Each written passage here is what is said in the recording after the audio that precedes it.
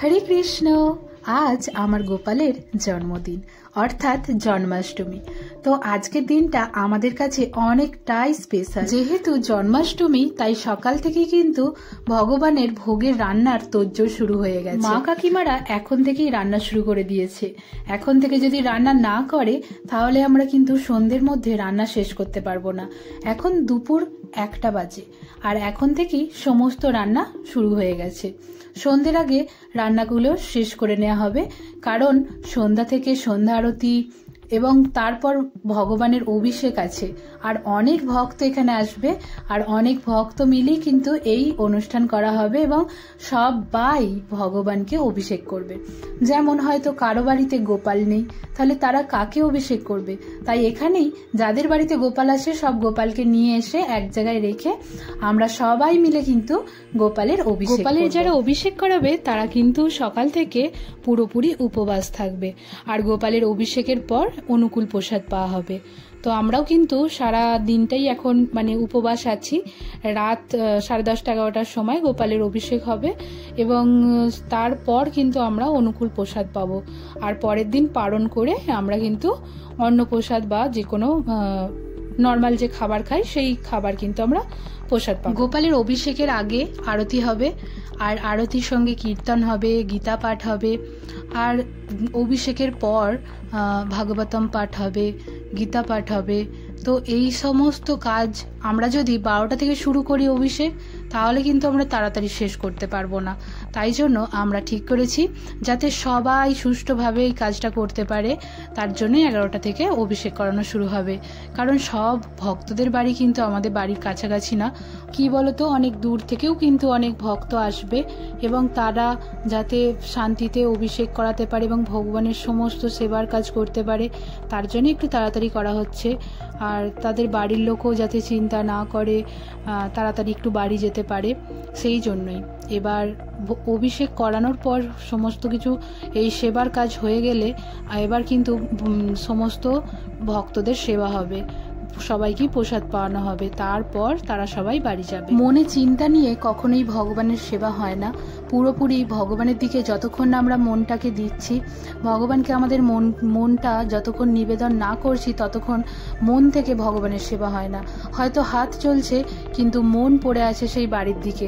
তাই যাতে বাড়ির লোকও চিন্তা না করে আর এখানে ভক্তরাও না চিন্তা করে এবং সব কিছু কাজ তাড়াতাড়ি হয়ে যায় এবং সব শান্তিতে আনন্দের সঙ্গে হয়, সেই চিন্তাই করা হচ্ছে। দেখো, তোমাদের সাথে কথা বলতে বলতে এদিকে কিন্তু অনেক রান্নাই মা কাকিমারা আগিয়ে ফেলেছে। আমি শুধু সামান্য একটুখানি হেল্প করছিলাম আর আমি এই যে দেখছি কিভাবে কিভাবে রান্না হচ্ছে আর একটু আধটু করার চেষ্টা করছি সেগুলো, কারণ আমি এগুলোতে খুব একটা রান্নাতে এক্সপার্ট না, ওই টুকটাক পারি।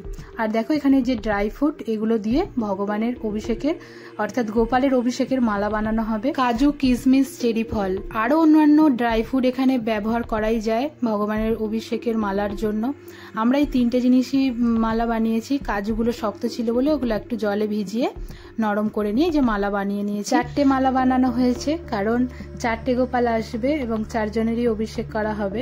তোমাদের কাদের কাদের বাড়িতে এইভাবে ভগবানের অভিষেক হয় অর্থাৎ গোপালের জন্মাষ্টমী পালন করা হয় সেটা আমাকে অবশ্যই কিন্তু কমেন্টে বলো। আমাদের বাড়িতে ঠিক এইভাবেই জন্মাষ্টমী পালন করা হয় প্রতি বছর। এবছর আরেকটু বেশি স্পেশাল করে হচ্ছে। সব রান্না কিন্তু কমপ্লিট হয়ে গেছে আর রান্না হয়ে গেছে, এবার ভগবানকে ভোগ নিবেদন করতে হবে। ভোগ রন্ধন হলেই মানে ভগবানকে এবার সেটা নিবেদন করে দিতে হবে।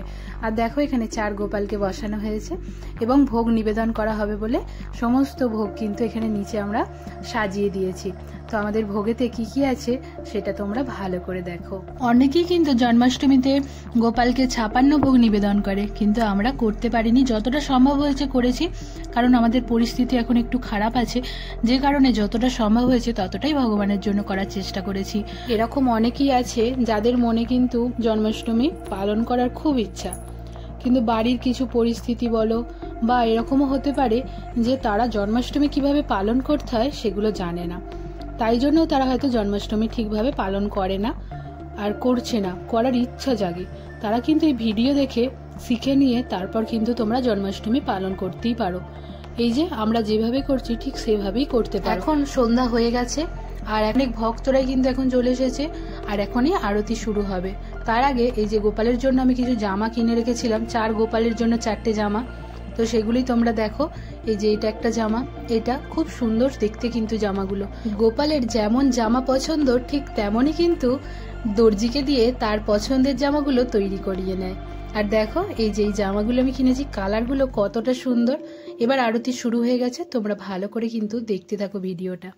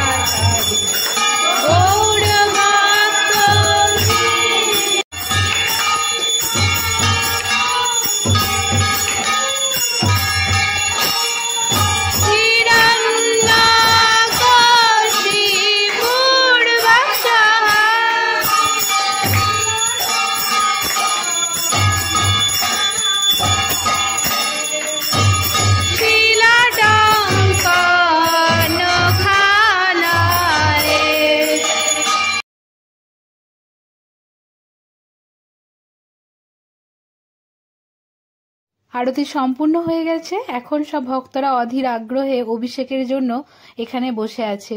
আর গোপালদের রেডি করা হচ্ছে, তাদের লাল ধুতি পরিয়ে। এখানেই দেখো 4টে গোপালকে কিন্তু এখানে রেডি করা হয়ে গেছে। আর দেখেছো এই একটা গোপাল বসে আছে কেমন করছে। আর এখানে এবার গোপালকে অভিষেক করানো হবে, তার জন্য পঞ্চামৃত আরও যে যে জিনিসগুলো দিয়ে অভিষেক করানো হবে। তো অভিষেক শুরু হয়ে গেছে।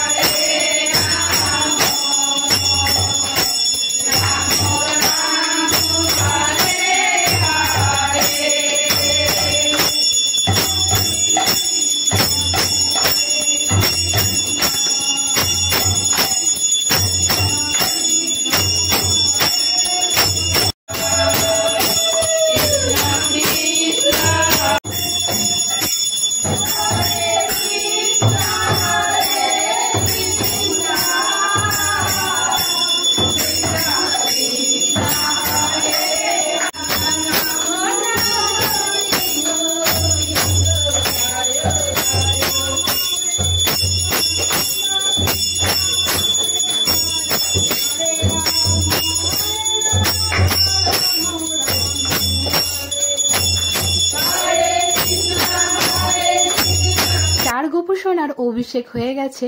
এবার অভিষেক হয়ে গেছে তো রেডি করিয়ে দেওয়া হবে। যে 4টে জামা তোমাদের আমি একটু আগে দেখালাম, সেই 4টে জামা কিন্তু এবার ওদেরকে পরিয়ে দেওয়া হবে। তার আগে একটু পরিষ্কার করিয়ে নেওয়া হচ্ছিল।